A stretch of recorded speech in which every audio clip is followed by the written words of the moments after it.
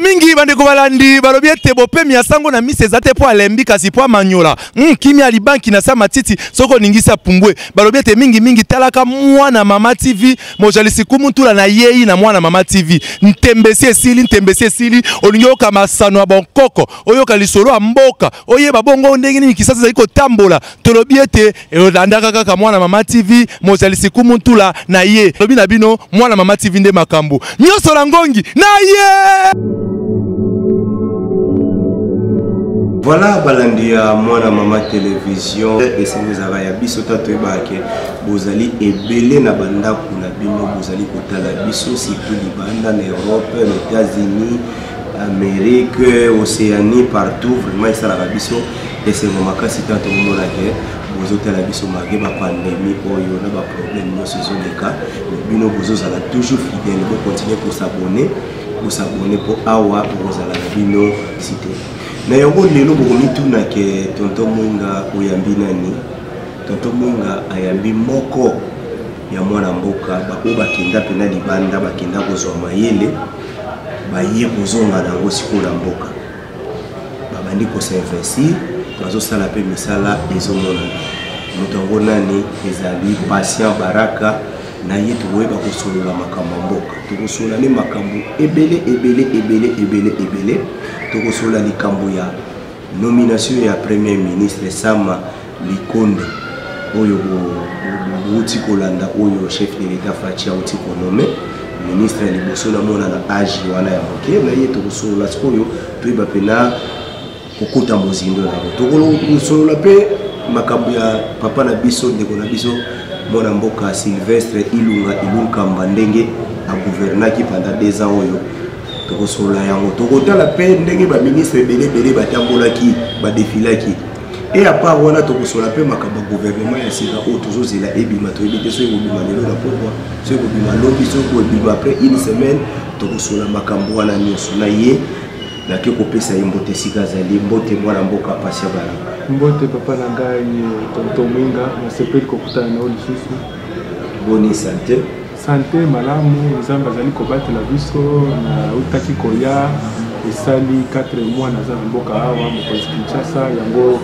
omoni ngai bolelo nzamba azosala voilà toyambaka yo de mata tosololaka ezalaka moto azalaka président si je ne me trompe pas ezalaka toujours mwana mboka Joseph Kabila non Joseph Kabila moto azalaki na présidence ya mboka voilà sikoyo ndenge oti libanda lisusu lié la époque ya Fachi so lingo comparer les époques wana obanina katia bon jusque là ya kolobana ndenge ya bosolo changement na monalité parce que makambo biso tozali kolambela ezali likambo ya discours te ezali likambo ya action vraiment na terrain ce qui otamboli na mboka Kinshasa otali eloko moko ya malonga esalami te et puis ce qui oyoki basango ozali kouta na ba intérieur na ba province papa na ngai ezali pasi oyoka kotoyo na Bunia babomi oyoka na Ituri babomi oyoka na Kivu babomi oyoka na kote ya ba Minembwe kuna bato bakufi oyoka na Katanga bazali koluka bakata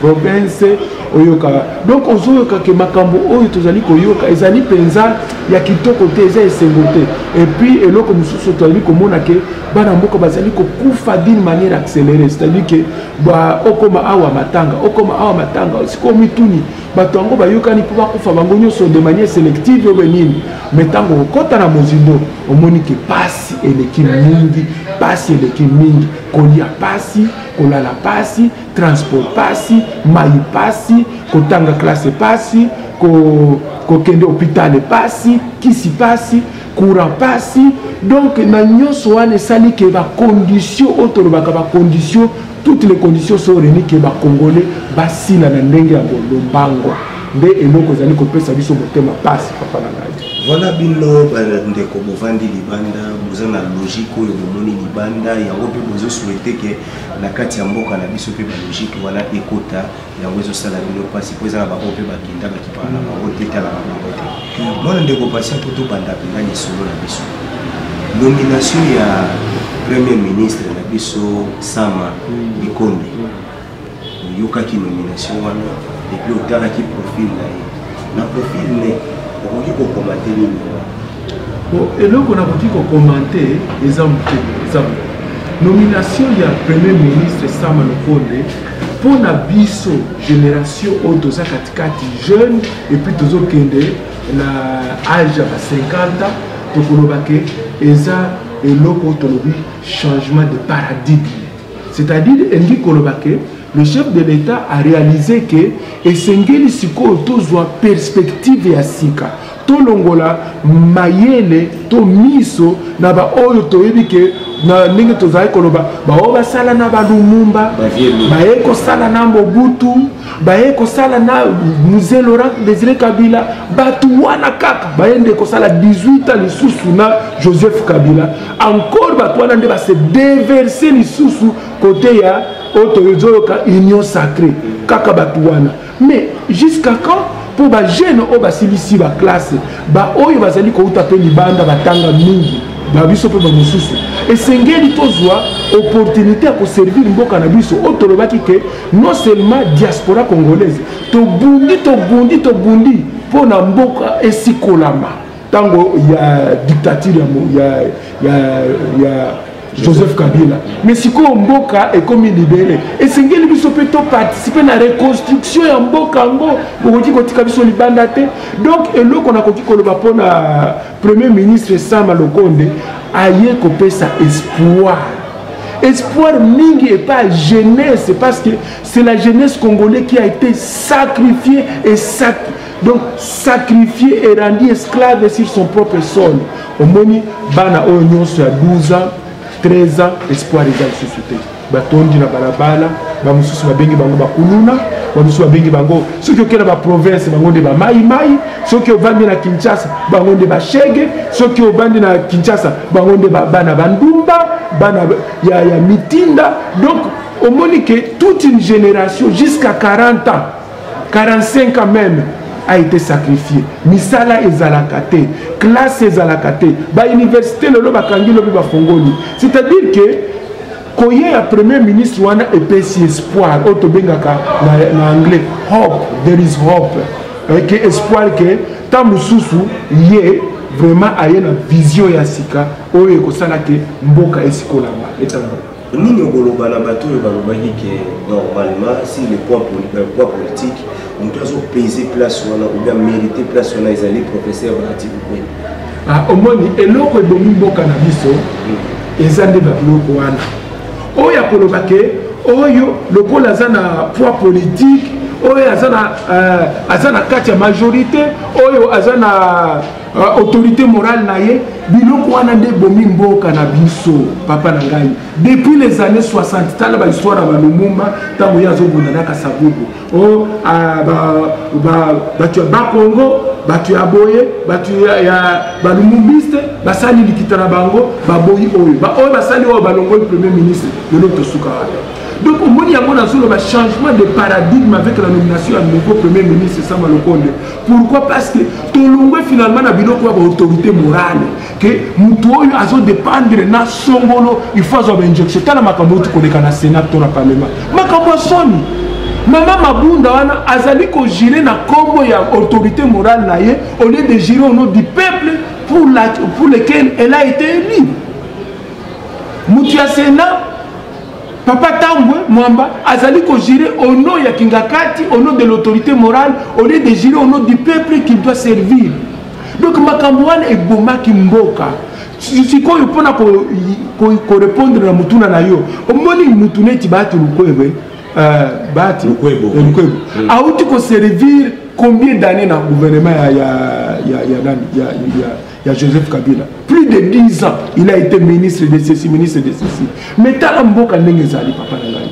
Mboka ezaneti cimetière à ciel ouvert. Dans le mboka au Kinshasa ezaneti cimetière à ciel ouvert. Oh, donc les morts ont été désacralisés. Ezaneti bokundi mutu bozu pelisi moto likolo ya ikumuna ye. Likolo ya tombe na ye. Ndenge mboka ezali.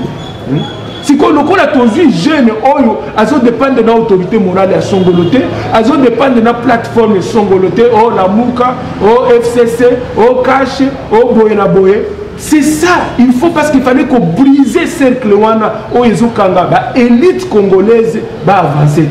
et puis eloko na kobakisa pona mutuna na wana pona biso ba diaspora pe pona biso ba jeune otozo aspirer na développement koya ya premier ministre ezali ko représenter eloko tolobi espoir ezali eloko ezali ko représenter changement de mentalité ezali eloko ezali ko représenter transparence dans la gestion ezali eloko ezali ko représenter la bonne gouvernance ezali eloko ezali ko représenter traçabilité ezali eloko ezali ko représenter responsabilité ou bien la bonne gestion ezali eloko ezali ko représenter la moralité parce que azali jeune oyo akokota makambo ya kayaka ya corruption ya ba troisième quatrième bureau nous sommes déjà bavandi ko taxer des kabilistes et puis na basango mosusu tolandi ba mosusu ba lobi kaza rwanda non au moins na mutuna na ko répondre yango te pourquoi parce que non au moins ndenge bazolo ba ya za kabiliste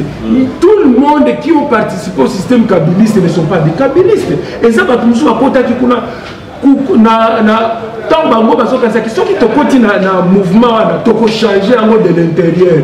C'est parmi les gens comme M. Samba qui ont cru qu'à partir de là, on a changé en ministre des Sports jusqu'à ce qu'il a démissionné. Alors, il faut te payer crédit. On ne peut pas le juger de rien dans le vide. Nous n'avons pas des éléments à juger, mais le coup a quand même tout le monde que c'est un technocrate en tant que PDG à Jekamine. C'est un technocrate. Pendant qu'il a été ministre, non seulement il a fait quelque chose pour le sport congolais, on doit lui donner la chance. Pour la Likambo Oyaki Rwandais, je vous dis ceci, tant que syndrome, syndrome rwandophone, et qu'on continue à commenter, et l'on nyonso au moni Rwanda Sima, nous n'allons pas avancer. Laissons les Rwandais gérer le Rwanda. Laissons Kagame gérer le Rwanda. Donnons la chance aux Congolais de gérer le pays. Pourquoi? Parce que ceux qui te tirent le Koya qui Rwandais na mutu na biso ezali ko kabula biso plutôt que pour biso. Les Rwandais ce sont des peuples comme nous. Ils ont le droit de vivre chez eux, ils ont le droit de venir chez nous, mais en ce qui concerne la politique congolaise doit être gérée par les citoyens congolais à 100%. Maman na yo congolais, papa na yo congolais, et bongo to pesi bonga au Konzamboka. Bato ba bomi mboka. Premier ministre Sylvestre Lukamba. Est-ce que c'est Rwandais? Non, est-ce que c'est Rwandais? Mais tant la ligne 2 ans, Mboka a sacrifié Mboka. Et ça n'est pas péché en moi et pas Bandoki. Parce que non, 2 ans une équipe, il n'a rien fait. Mais il n'est pas rwandais, il est congolais. Donc il y a la responsabilité de l'homme congolais, de l'élite congolaise pour développer Mboka, Totika Makambo Rwandais, Musika. Si tu le dis, il faut qu'ambassade de l'autre côté, ils avaient pendant mandat la gratuité enseignement. Mon frère, allez, au moment où tu as tourné mission, la classe c'était. Soit-disant gratuité. C'est une bonne chose, mais l'application de cette gratuité, c'est là où on attend. Toujours c'est la tombe effective, parce que Miga va se plaindre de la gratuité. Vous savez, lorsque vous avez fait de la gestion dans l'université américaine, lorsque vous ne pouvez pas créer un projet sans pouvoir les moyens de financer ces projets, il y a un problème de gratuité. Vous créez un projet, mais vous devez aussi avoir les ressources pour soutenir ce projet. Yango le chef de l'État avait déclaré la gratuité, mais si Mboka est tellement la situation où les moyens financiers exacts, il y a 11 milliards de budget l'année passée, le lot combien 4 et 5 milliards. Mbongo oyo na koyo kisoro keza budget à école secondaire école supérieure net ISC na Mboka net États-Unis au Canada. Et ça budget il y a Mboka. Ça fait la honte. Donc, la gratuité, c'est un processus. C'est un processus qui doit prendre l'État, qui doit s'inscrire dans l'histoire du Congo, dans le processus de développement du Congo. Mais ce n'est pas quelque chose qui doit être implémenté, que le lot saliboé, lobby bomoni va faire nango. Ce que tu as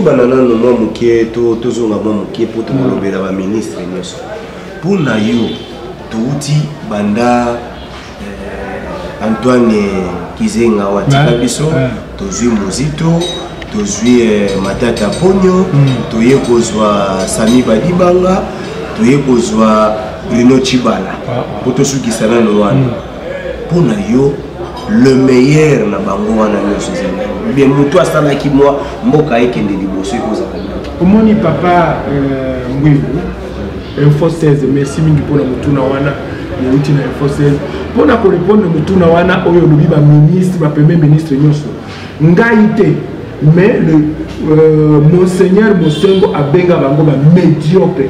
Ce sont des médiocres et des médiocres et des médiocres. Au moins, il va degré de médiocrité et que c'est. Vaut mieux dans la médiocre que nos sentiments. Mais lorsque tu as un niveau à responsabilité à Nengoana et que tu défaillis, tu deviens plus médiocre. Hein? Parce que dans ma théorie à gestion, et dans ma théorie sur le matériel, ceux qui ont place à Zali, à Kosala Malamu. Mais ceux qui ont géomatisé et grade, Makambebe, beaucoup n'ont tient à niveau où il y a Kokokate. Yoko Yebisanga Obandi na Sylvestre Ilunga, un professeur d'université qui vient de passer 2 ans, je ne sais pas s'il était dans le maquis, je ne sais pas s'il était enfermé quelque part. On n'a jamais senti même un discours d'encouragement, un discours de condoléances contre les Congolais Bazali Koufanaïs. Comme le Kinshasa c'était le Congo. Pour lui, Kinshasa, c'était le Congo. Atika l'attaque au Kenya, na Est, kuna attaque au peuple, na biso bozo, makamoni les zones kawa, ngamo kuna sekeni situation zone kawa. Awa na Kinshasa, les routes sont devenues comme des routes de cimetières. Ozo kende, necho kiko kufa, nenge biloko nyo c'est comme esprit de mort, même les routes comme ba route esprit de mort. Papa nanga balabala awa balabala comment surchauffer poto tikala kana balabala 3 4 kaka mususu nyonso ba route secondaire kufa siko ba route wana comment surchauffer pour la ligne et pe makate.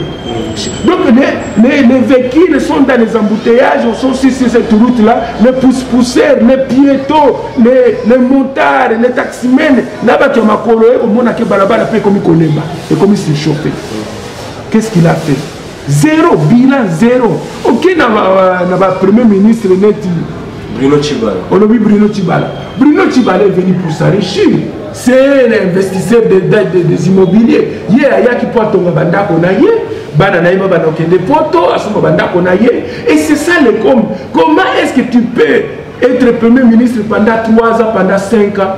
Tu ne construis pas une seule école, tu ne construis pas un seul hôpital, mais au tongi va immeuble na yo, au sombi va parcelle, au combina va Mercedes, mais finalement c'est quoi? C'est tout ça, c'est qu'il tire impunité et comment qui vraiment makasi na niveau à Congo, poto koloba, ce que tout n'ingaï ni le premier ministre ce qui fait ça la Colombie.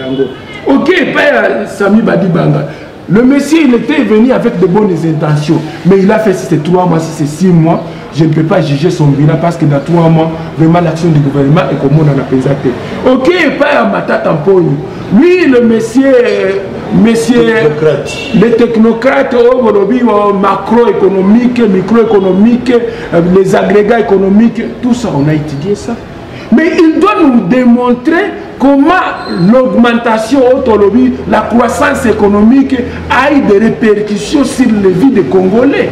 Parce que place on a des on a oublié sur le panier de la ménagère ou sur le salaire des Congolais. Non. Mais si les économistes, nous sommes nombreux dans ce monde. Aujourd'hui, que le taux de croissance économique s'est accru de 3 à 6%. Ce que la Chine a eu sur le taux de croissance économique, c'est à 2% année. Au commun, que réellement, au commun, réellement, que le salaire s'améliorer. Au moins, que ma condition de vie va s'améliorer. Mais au Congo, c'était seulement des discours vides. C'est quelqu'un qui doit être tenu responsable pour avoir détruit le pays également. Donc, on a aussi que Papa Nabiso Muzito, un premier ministre également, le lot qui est devenu opposant.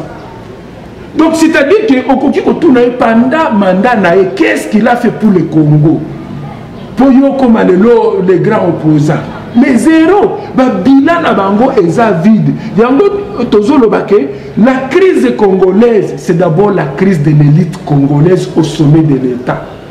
Papa Nangai, Nazali Koloba Makambo, Ngana Yebi, en tant qu'intellectuel, en tant qu'élite, que crise congolaise tant que Telenga, Sylvestre Ilunga, Bruno Chibala, Semi Badibanga, Matata Mpogno, Muzito, Antoine Kizenga.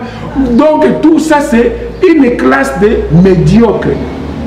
Sincèrement, parce que pendant 18 ans ou 20 ans ou même 25 ans, le pays n'a pas avancé, mais le pays a reculé. Donc du point de vue économique, le pays a reculé.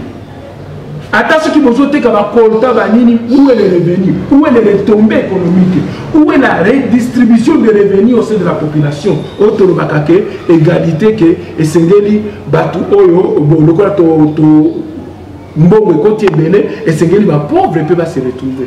Et le comment côté. Du point de vue social, les conditions se sont dégradées. Les hôpitaux sont devenus des mouroirs. Balabala autocollo batata 500 km asphaltés pendant la manière avant exacte. Même 100 km exacte.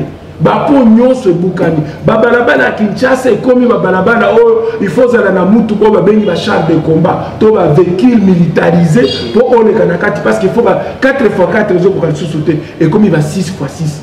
Il faut pas que ça va routine, ce qui va amortisseur, kiti na kati ya mutuka pour tambola. Et vous vous dites, est-ce que je suis dans la capitale, ou bien je suis dans la province, ou bien je suis en train de conduire sur la route de l'enfer. Mais ce qu'on a batola nous sur quelque part donc tout condamné à Joseph Kabila parce que à travailler dans plusieurs ministres mais ministre n'est pas la responsabilité est partagée. Lui en tant que l'autorité morale, lui en tant que le chef de l'État, il doit infuser sa vision. C'est-à-dire que vision nanga yango na sengi na sengi na mandat na yo na mona sans école. Na sengi na mandat o na mona 10 hôpitaux. Batongi. Na sengi na mandat o na mona 1000 km asphaltés. Kende na Tanzanie, kende na Kenya, kende na Rwanda, kende na Ouganda, même les petits pays comme le Rwanda et le Burundi. Ils sont en train d'avancer. C'est seulement le Congo. C'est-à-dire, attends, aucune statistique à Nations Unies, aucune statistique à Fonds monétaire international, aucune statistique à Organisation mondiale du commerce, aucune statistique à autolobie à institutions financières. Bangonio va classer Congo comme le dernier pays, le pays qui n'a pas avancé, le pays le moins avancé, le pays le sous-développé, le pays dont le taux de croissance économique est en dessous de zéro, donc un taux de croissance négatif. C'est-à-dire que biso na ba Éthiopie ba l'équibiso, ba Rwanda ba l'équibiso, ba Angola ba l'équibiso, on ne peut même pas comparer. Donc c'est un pays qui est dans les gouffres. Peut-être qu'il y a Sama, le Konda, et qu'il y a moi espoir que lui, il va finalement organiser le pays. Voilà. Président Abisso Antoine Tshisekedi, comme étant président de l'Union africaine, est-ce qu'il peut apporter quelque chose dans le cadre de Abisso? Bien sûr que oui, parce que d'abord, c'est un défi monnaie, une responsabilité monnaie. Je comprends au niveau du commerce interfrontalier, du commerce régional et sous-régional. Donc, on a groupements régionaux et sous-régionaux. Et autres, que le chef de l'État a l'accès leadership. Parce qu'il y a des conflits qu'il faut résoudre au niveau de l'Afrique. En tant que président ZELCAF, zone de libre-échange continentale africaine, ou bien président de l'Union africaine. Ça c'est un. Deuxièmement, non seulement il faut qu'on résolve le conflit, mais pour reconstruire l'Afrique, il faut la paix. Et nous, comme il va aller en Guana, qui n'y a entre les États, au Bazali, comme contre la frontière, au Bazali, dans le conflit, au Bazali, dans les rebelles, dans Nigeria, Boko Haram, dans Sahel, dans ISIS, dans islamistes, ce sont des dossiers qui seront sur la table du chef de l'État, je vous dis. Le conflit interfrontalier, mais il y a tout les gens qui ont gagné la carte. Il peut plaidoyer la cause du Congo au niveau national et au niveau international. Pour le Congo a été longtemps délaissé, le Congo a été longtemps martyrisé, le Congo a été longtemps sous-utilisé. Maintenant, c'est le temps que le Congo et la Mouka, en tant que NFA et la Mouka, et Konzabamboka Moussousou. papa nangai Mobutu atazalaki na mabena mais toyebi que en Afrique centrale mboka moko ta ko diriger biso mboka moko ta ko gangela biso Rwanda ko kaki atako la musapite Uganda ko kaki te Angola ba Soudan ba Zambie ba Angola nyonso wana vous citez le Soudan nyonso wana les 9 voisins la biso moko ta ko musapina mais les losiko est comme défi. Le chef de l'État doit prouver à tous ces pays que le Congo est uni et indivisible et que le leadership congolais peut influencer la politique intérieure et extérieure de pays voisins. Donc, voilà, toujours que des malins mais malins de la souka ya lisolo na biso. Est-ce que vous pouvez rappeler biso pour ba Congolais peut belé ba yeba ba wote ou bien balanda ba ngome et mo resala ba ngoma confusion. Mission ya premier ministre ezalaka nini? Mission na premier ministre tanto benga kamiye batata ponyo nani lelo yo sama mutu azawana mission na ye eza nini? Non, omoni papa, moi en tant que technocrate, omoni biso to mubeta katolo tele to tanga muke una libanda na anakati. La mission du Premier ministre, c'est quelque chose, c'est qu'il va vulgariser en gros, dans la télévision, dans les médias. Le peuple n'a pas à éveiller. Il va contenir les bangos responsables. En fait, la mission du Premier ministre, c'est lui qui dirige l'action du gouvernement. Toutes les actions du chef de l'État, la vision du chef de l'État, il y a des qu'on implémenter en gros sur le terrain. C'est lui qui est tenu responsable vis-à-vis du peuple. Ce n'est pas le chef de l'État qui doit être tenu responsable des actions et des échecs, c'est le Premier ministre. Donc, amélioration à salaire, amélioration de santé, kilométrage, aéroport, action oyo, Premier ministre Azaliko coordonné en tant que le chef du gouvernement. Il y a rendre biso peuple compte koleka na parlement de place à kokende soki parlement lobino tongi toyeba otongi boye osali boye a kokende na parlement pour na kopesa rapport soki parlement sepeli na yete parlement koloba papa tomoni depuis ozawana musalo sali et moko ezate esengeli olongwa le parlement peut initier une motion de déficience de méfiance ou de déficience contre le Premier ministre, contre son gouvernement pour Alongo. Président a connommé Moutoumoussou. Donc il est le premier responsable de l'action du chef de l'État. Au moins il place Makambo comme Makasi. Si quand il y a Tolobi, papa Sama, le Konde, Nzamba Pambolaye, Azali jeune, Azali na énergie. Et loko yako kiko sala parce que mboka ba pesi eza mboka esili ko kufa ezali timutuka moteur ekufa bapine ekufa frein ezate ba yebisi loko yo tambusa ngo okobanda wapi papa na bana sinde mutuna munene za abanda na nini priorité pour agriculture esi ekufa environnement esi ekufa ba aéroport esi ekufa biloko nyoso esi ekufa na mboka armée eza déstructurée abanda wapi nde place ngana lobi en tant que conseiller, en tant que Congolais, en tant que technocrate, et Sengeli Premier ministre abandonne action Mibale. Action à l'Iboso, et ça pour renforcer le système juridique et judiciaire en Boka. Partout, on vous dit que la justice élève une nation, mais l'injustice fait tomber la nation. Et Sengeli Mboka Oyonano, on a détruit le système judiciaire jusqu'à ce que l'impunité est arrivée au sein de l'inacceptabilité. On a la vie culture d'impunité. Au bomi, au violet, aux 60 millions, aux 200 000. D'abord, il va à 10 000, 50 000, atteindre 500 000 $, à détourner en côté. Il va à 200 millions de dollars, 300 millions de dollars, 60 millions. Mboka, on va mboka, on a dit, pour renforcer le système de juge, de magistrat. Yamibale a renforcé le système pénitentiaire parce que ça va de pair. Abana Kotongana dans la prison parce qu'il y a beaucoup de criminels politiciens qui circulent partout au Congo et à l'étranger. Au Esengeli Kota na Boloko. Donc, dans chaque province, en Kinshasa, il faut que notre côté à Malukula, deux prisons Makala Moussous. Donc, Makala Moussous, il y a Sikakuna. Dans la province, Nyonso, Chaba, Katanga, Sidoubangi, Atonga, ma prison, on va passer en Makala 1, Makala 2, Makala 3, tout comme à Makala 100. Parce que ces gens-là, ceux qui battent Tolandeli Bango, mon gouvernement est qu'on a 4 milliards et qu'on a 50 milliards par an. Je vous assure. Et moi, je suis capable de vous démontrer comment on peut sortir de 4 milliards à 50 milliards. Voilà une mission de ceux qui a Tibilo comme Ballon a péci ma juge pouvoir na bango, ma magistrat pouvoir na bango, et puis a tongi place à Kokanga bango parce que Makala est comme déjà, c'est une prison qui a été construite pour peut-être 500 à l'époque des Belges, 500 personnes, le comme il y a 5-7 000 personnes, donc c'est vivable. Il faut que tu aies Makala Moussous. Et bon, comme on a dit, bon, comme on a dit, Yami Balé, Premier ministre, à Bossalani. Yami Balé, priorité, Yamboka, Oyo, Ndekonangai. Pour être misale, Zaibele à Bossalani, c'est la lutte contre la corruption.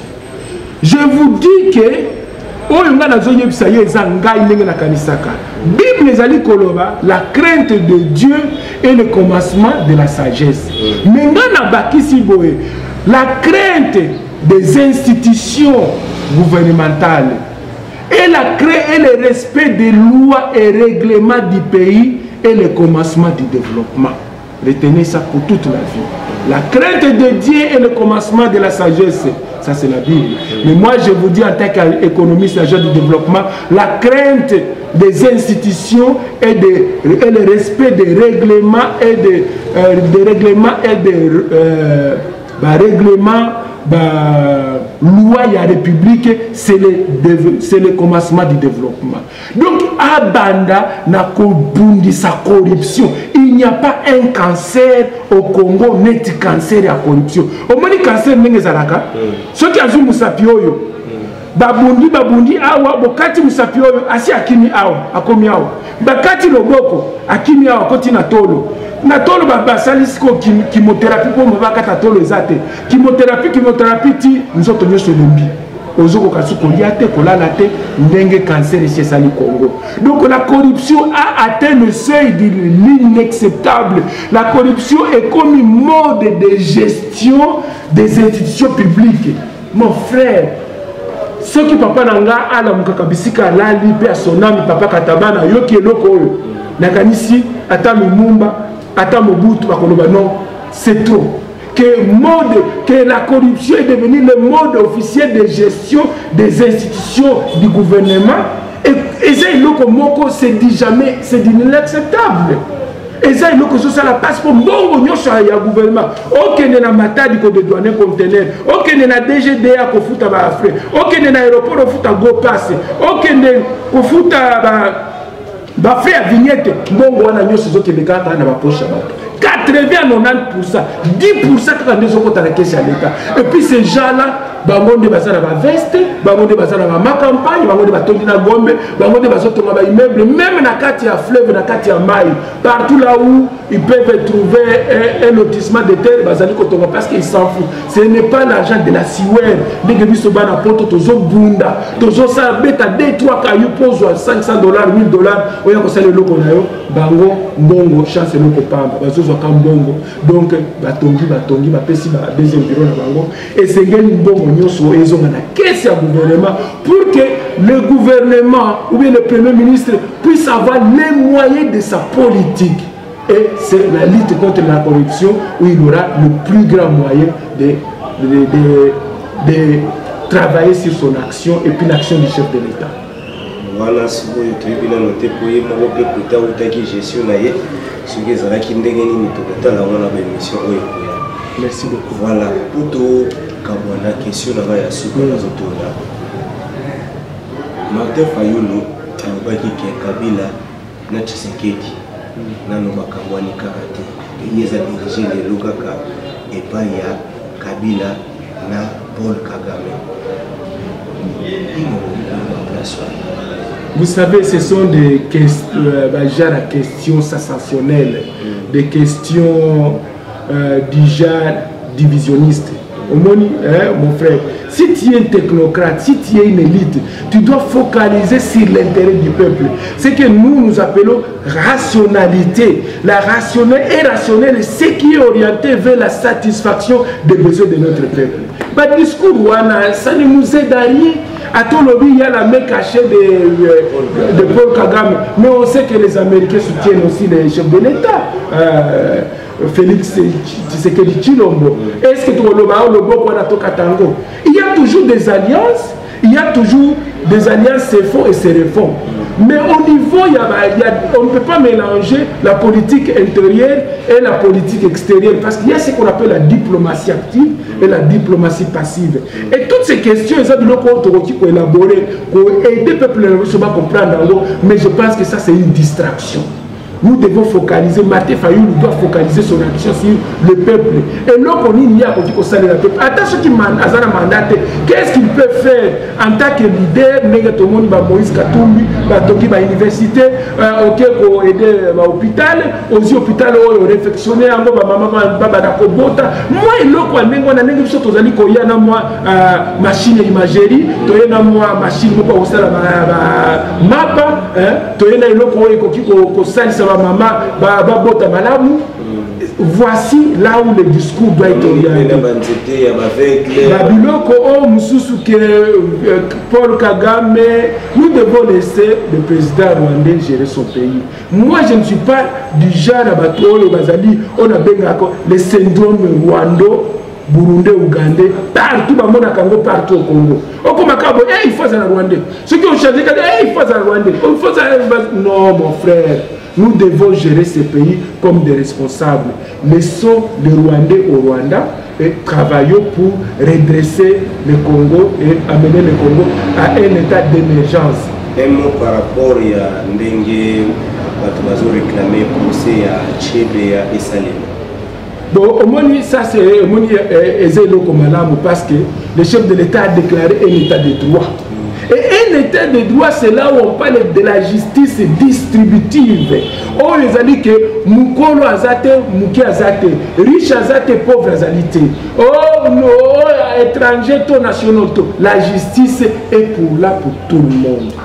Au pied d'égalité. Donc, la Tami, c'est l'oko malamu et l'oko wana, parce que nous devons maintenant fouiner dans le passé. Ce n'est pas moi qui fouine dans le passé, mais les institutions ont le droit de regarder sur le passé pour que autonomie, accountability, c'est-à-dire la responsabilité, chacun puisse assumer les responsabilités de sa gestion, hein, de son pouvoir, de son autorité pendant qu'il était là. Qu'est-ce qui s'était passé?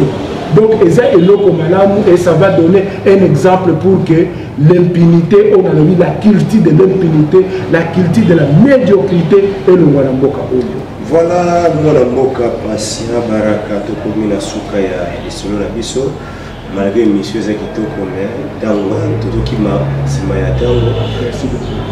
Parole na yo ya Souka pour la émission.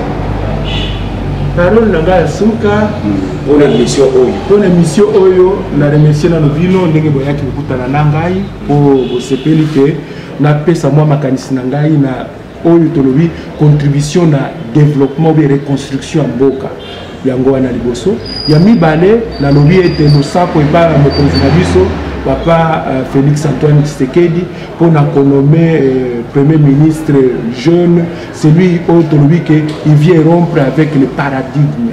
Que tout le monde a une notion de responsabilité, il y a planification, il y a transparence, il y a bonne gestion, il y a gouvernance, il y a traçabilité.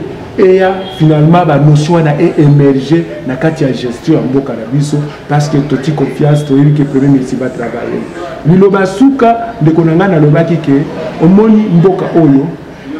Nous devons avoir la culture de la crainte, non seulement de Dieu, mais de Konangai et Sengeli. Le système et la justice, ou bien le système judiciaire est fonctionné et le système pénitentiaire pour infuser dans l'esprit du Congolais la crainte du gouvernement, la crainte des institutions et la crainte des lois et des réglementations de la République. C'est là le début et le commencement du développement du Congo. et je vous remercie. Voilà, merci Nabalandi ya Mwana Mama Télévision pe Moni pe Boyoki Mengelo besepeli singaka batonga makala 1 2 3 4 5 suti makala 100 bato bakota kuna mingi bakozala ba homme en cravate. Pona lelo tokabwani na bino busabone butikala malamu esika to bozali papa qui est de la France, frère Richard Madeka bandeko nyonso bazana Londres bandeko nyonso bazana États-Unis na pesi bino mambote Dems Ndamba yo moko mbote na yo ya wana Patrick Valencio Asumani ya yo ya wana na tiki bino tomonani mikolo mezali koya merci. Matondo mingi bandeko balandi balobi ete bope miasango na mise zate po alembi kasi po manyola kimi alibanki na sa matiti soko ningisa pumbwe balobi ete mingi talaka Mwana Mama TV mojalisi kumutula na yeyi na Mwana Mama TV ntembesi esili olingi oka masano ya bonkoko oyoka lisolo ya mboka oyeba bongo ndenge nini kisasa zali kotambola tolobi ete elandaka kaka Mwana Mama TV mojalisi kumutula na ye lobi na bino Mwana Mama TV nde makambo nyoso la ngongi na ye.